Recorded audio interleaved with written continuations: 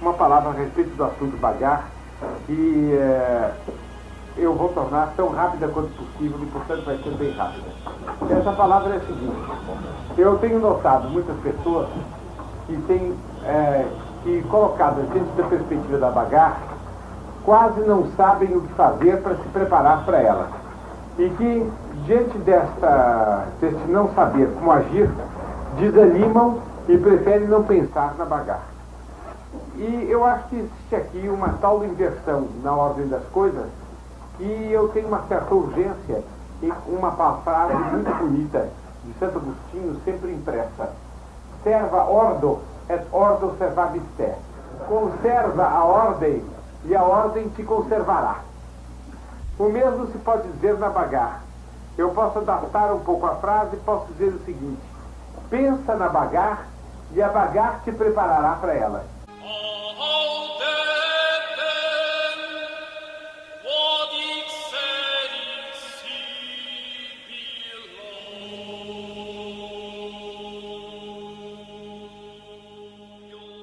O que é a preparação específica para bagar?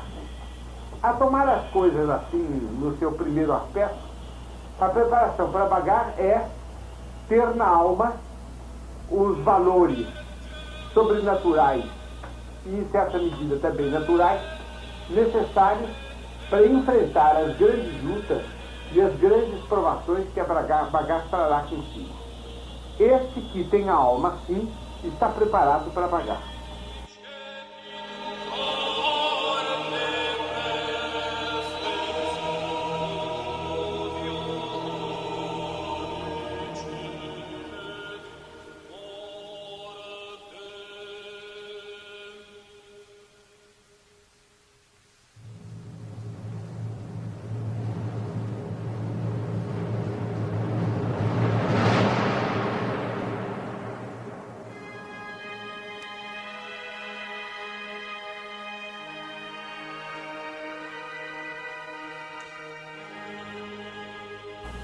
Agora acontece que qual é o meio quais são os valores que nós devemos ter na alma específicos para esta ocasião e como nós podemos fazer para adquirir esses valores. O valor específico para nós cumprirmos o nosso dever numa determinada emergência consiste em nós compreendermos essa emergência com os pontos de vista ou os critérios de análise da fé.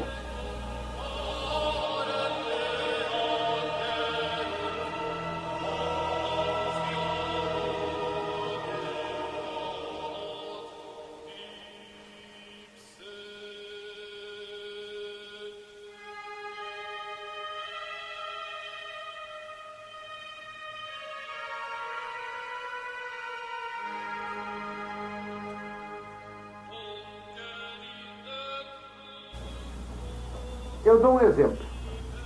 Os senhores tomem uma pessoa que tem que se submeter, por exemplo, a uma coisa de extraordinariamente duro, a ficar para a glória de Nossa Senhora, não a bagar, uma coisa da vida comum. Para a glória de Nossa Senhora, por exemplo, passar 5 anos longe do grupo, completamente separado, numa cidade, na Guatemala, por exemplo, onde não tenha grupo. Suponham que isso seja da glória de Nossa Senhora.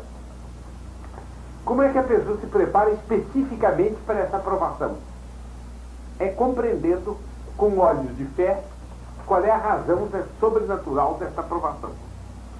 Depois, amando por isso a aprovação.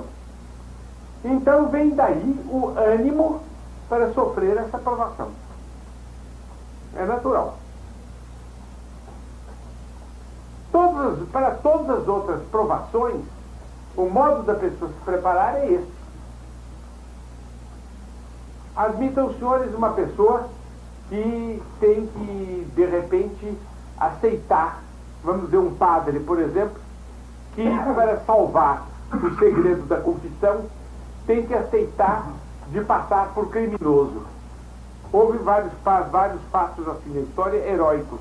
O padre, para salvar o segredo, passa por criminoso Mais tarde vem um fato qualquer que, sem violação do segredo, mostra que o padre era inocente. Mas isso é 10 anos, 20 anos depois do padre ter sido degradado, desonrado, privado de dizer missa, vai para uma penitenciária. No Brasil houve um fato assim. Vai para uma penitenciária, etc. Houve um fato assim, que minha mãe costumava me contar, de um padre que de manhã foi ao confessionário, entrou um assassino e disse ao padre: eu agora, saindo daqui, Cédias, eu vou matar fulano de tal. Bem, o padre, enfim, tentou dissuadir o homem, etc, etc. O homem não se deixou dissuadir. O criminoso, Cédias, cometeu o crime dentro da igreja e saiu correndo. O padre saiu correndo do confessionário e foi tirar o punhal de dentro da ferida da vítima, né? Nisso, a igreja estava vazia, entra a polícia e encontrou o padre debruçado sobre aquele homem tirando o punhal. O homem expira, a polícia disse que o senhor foi o assassino. Não havia prova do contrário, o padre foi para a cadeia. Muitos anos depois, 20 anos depois, sei lá quanto, aparece junto à porta da cadeia a banda de música e o bispo e não sei mais o que. O criminoso tinha morrido e antes de morrer tinha contado que o verdadeiro criminoso era ele e que o padre era inocente e que o padre sabia que ele era o criminoso, mas que não tinha querido contar para resguardar o segredo de confissão. Como é que um padre se prepara para aguentar 20 anos, digamos, dessa injustiça? É só mesmo compreendendo isso com olhos de fé, entendendo por que isso é assim, amando isto por esta razão. Então ele encontra ânimo para suportar o peso dessa provação. É assim, rapaz.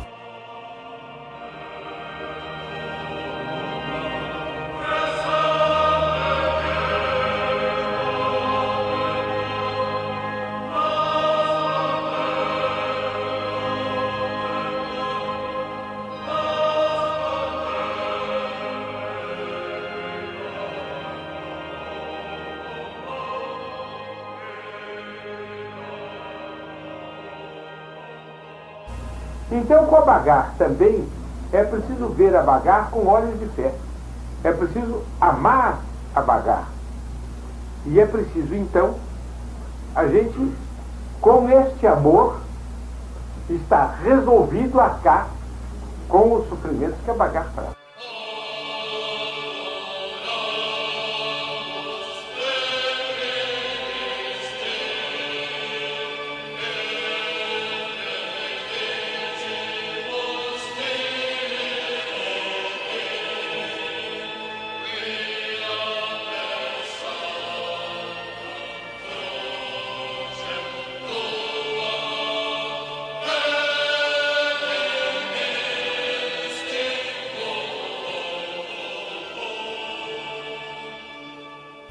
Agora, quando isso é assim, então a providência baixa graças sobre os homens, deita graças sobre os homens, e eles se tornam capazes, naquele momento, de atos de heroísmo que em circunstâncias comuns eles não praticariam.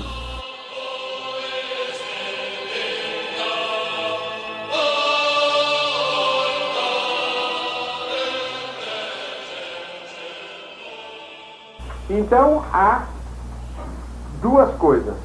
Há uma preparação específica, intelectual e volitiva, que ainda é um pouco a distância.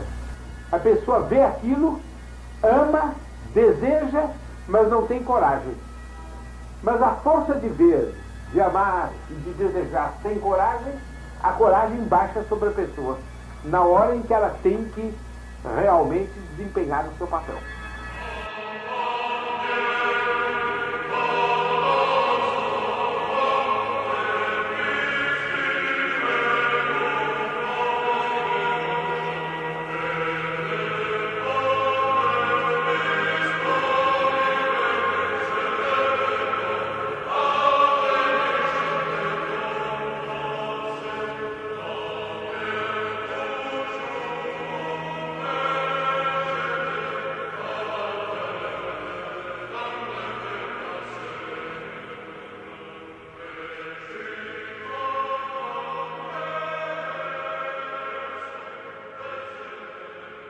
Então, por essa forma é que a gente se prepara para pagar.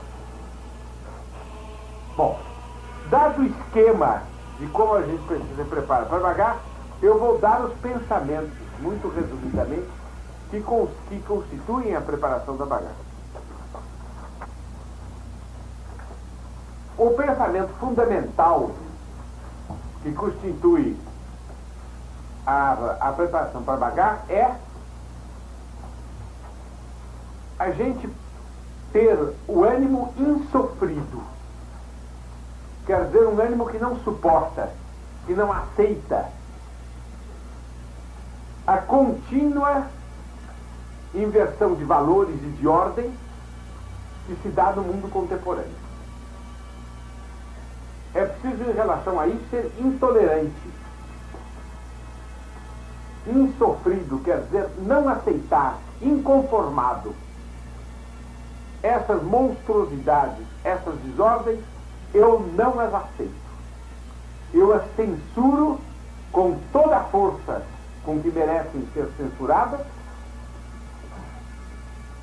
Eu meço com a inteligência toda a extensão dessa chaga pululenta, eu a abomino. Eu não a aceito.